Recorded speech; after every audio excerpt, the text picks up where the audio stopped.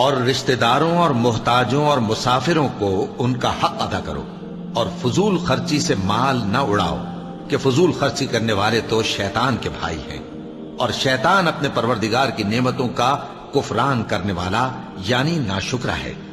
اور اگر تم اپنے پروردگار کی رحمت یعنی فراخ دستی کے انتظار میں جس کی تمہیں امید ہو ان مستحقین کی طرف توجہ نہ کر سکو تو ان سے نرمی سے بات کہہ دیا کرو،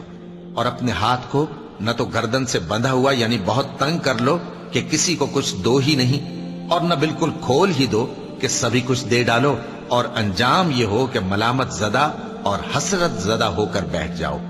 بے شک تمہارا پروردگار جس کی روزی چاہتا ہے فراخ کر دیتا ہے، اور جس کی روزی چاہتا ہے تنگ کر دیتا ہے،